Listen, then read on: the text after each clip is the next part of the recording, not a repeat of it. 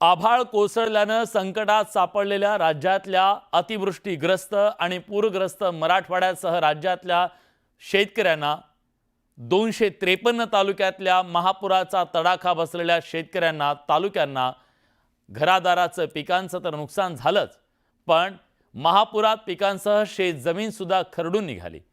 त्यामुळे शेतकऱ्यांचं प्रचंड अतोनात नुकसान झालं। या संकटातून त्याला पुन्हा उभं राहण्यासाठी राज्य सरकारनं आज तब्बल 31,628 कोटींचं पॅकेज जाहीर केलं आणि मदतीचा हात दिलाय। बघूया त्या संदर्भातला हा खास रिपोर्ट।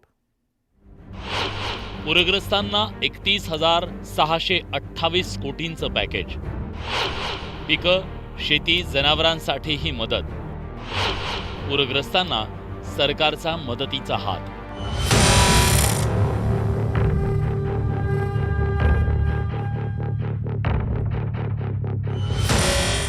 राज्यात गेल्या 2 आठवड्यापूर्वी झालेल्या अतिवृष्टी आणि महापुरामुळे राज्यातल्या 29 जिल्ह्यातील 253 तालुक्यांना याचा जबर तडाखा बसला। यातील 68,69,756 हेक्टर जमिनीवरील पिकांचं अतोनात नुकसान झालं। राज्यातील अतिवृष्टीचा फटका बसलेल्या शेतकऱ्यांच्यासाठी सरकारनं तब्बल 31,628 कोटींचं मदतीचं पॅकेज जाहीर केलंय। कोरडवाहू शेतीचं अतिवृष्टीत अतोनात नुकसान झालं असून कोरडवाहू शेतीला प्रति हेक्टरी 18,500 रुपये, हंगामी बागायती शेतीला प्रति हेक्टर 27,000 रुपये, बागायती शेतीला 32,000 रुपये 500, रब्बी पिकांना 10,000 रुपये, तर पीक विमा भरपाई पोटी 17,000 रुपये प्रति हेक्टर दिले जाणार आहे। आपण हा निर्णय केलेला आहे की आता आमच्या शेतकऱ्याला किमान रबीचं पीक घेता आलं पाहिजे। त्याकरता बियाणं असतील किंवा इतर गोष्टींकरता आपण प्रति हेक्टरी अतिरिक्त 10,000 रुपये देण्याचा निर्णय केलेला आहे। त्यामुळे याकरता देखील 6,500 कोटी रुपये आपल्याला लागणार आहेत। म्हणजे आता जर आपण विचार केला तर जो कोरडवाहूचा आमचा शेतकरी आहे यांना हेक्टरी 18,500 रुपये मिळतील। या अतिवृष्टीत मोठ्या प्रमाणात शेतजमीन खरडून गेली आहे, तर अनेक विहिरींचं नुकसान झालंय। खरडून गेलेल्या जमिनीसाठी 47,000 रुपये, तर नरेगातून 3 लाख रुपये दिले जाणार आहेत, तर प्रत्येक विहिरींना 30,000 रुपये दिले जाणार असून अतिवृष्टीत नुकसान झालेल्या शेती पंपालाही नुकसान भरपाई दिली जाणार आहे। ज्या विहिरींमध्ये गाळ गेला आहे, ज्या विहिरींचं नुकसान झालेलं आहे, याकरता NDRFचे कुठलेही नॉर्म्स नाहीत, तरी देखील राज्य सरकारने एक विशेष बाब म्हणून 30,000 रुपये प्रति विहीर ही मदत करण्याचा निर्णय घेतलेला आहे, ज्यातनं हा गाळ काढणे आणि ती विहीर सुस्थितीत आणणे हे काम देखील आपण करणार आहोत।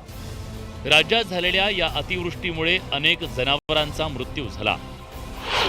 दुधाळ जनावरांना 37,500 रुपये, ओढकाम करणाऱ्या जनावरांना 32,000 रुपये, प्रत्येक कोंबडी मागे 100 रुपये दिले जाणार आहेत। या अतिवृष्टीत नुकसान झालेलं घर प्रधानमंत्री आवास योजनेतून बांधून दिलं जाणार आहे। पायाभूत सुविधांसाठी 10,000 कोटी रुपये खर्च केले जाणार असून पूरग्रस्त भागातील विद्यार्थ्यांचे परीक्षा शुल्क माफ केलं जाणार आहे। जे नष्ट झालेले, पडझड झालेले घरं आहेत, जी 100% गेली आहेत, त्याला पूर्णपणे आपण नव्याने घरं बांधण्याकरता त्या ठिकाणी मदत करणार आहोत आणि नव्याने प्रधानमंत्री आवास योजनेतला नवीन घर समजून त्याला पूर्ण पैसे देऊन त्या ठिकाणी त्या घराची निर्मिती आपण करणार आहोत। डोंगरी भागातली देखील जी घरं आहेत त्यांना 10,000 रुपये जास्तीचे देऊन त्या घरांना देखील आपण मदत करणार आहोत। राज्य सरकारनं जाहीर केलेल्या मदतीवर शेतकऱ्यांनी संमिश्र प्रतिक्रिया व्यक्त केल्या। शेतकऱ्यांसाठी विशेष अशा पॅकेजची घोषणा केली। या पॅकेजचं स्वागतच आहे, मात्र हे पॅकेज जाहीर करत असताना 50,000 रुपये हेक्टरी मदत जी मागणी केली होती त्या मागणीला पूर्तता न करता त्याच्यामध्ये एक तत्वतः अभ्यास करून एक पळवाट महाराष्ट्र सरकारने काढलेली आहे। की खरं तर मदतीची आकडेवारी बघून खरं तर कौतुक वाटायला लागतंय। आमच्या गावगाड्यातल्या शेतकऱ्यांना जर बचत गटाचं कर्ज घ्यायला ठरलं तर चांगले पैसे मिळतात। जर राज्यकर्ते अशा पद्धतीची 10,000 रुपये, कुठं 17,000 रुपये अशा पद्धतीच्या घोषणा करून जर शेतकऱ्याच्या जखमीवर मीठ चोळणार असेल तर ही निंदनीय गोष्ट आहे। शेतकऱ्यांना जाहीर झालेली ही मदत तोकडी असल्याची टीका विरोधकांनी केली आहे. आज जो निर्णय झाला तो शेतकऱ्यांच्या तोंडाला पानं पुसण्यासारखा निर्णय झाला आहे. खरं तर निवडणुकीच्या पूर्वी मतासाठी तुम्ही शेतकऱ्यांची फसवणूक करायसाठी वाटेल ते निर्णय घेता. 3 हेक्टरपर्यंत मदत केली गेली होती मागच्या वेळेस.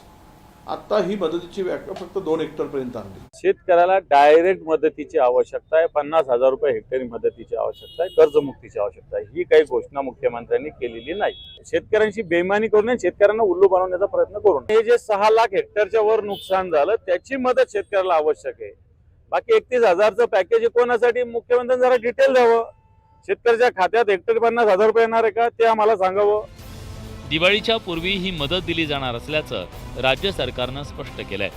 शेतकऱ्यांसाठी जाहीर करण्यात आलेलं हे आत्तापर्यंतचं सर्वात मोठं पॅकेज असल्याचा दावा राज्य सरकारनं केलाय.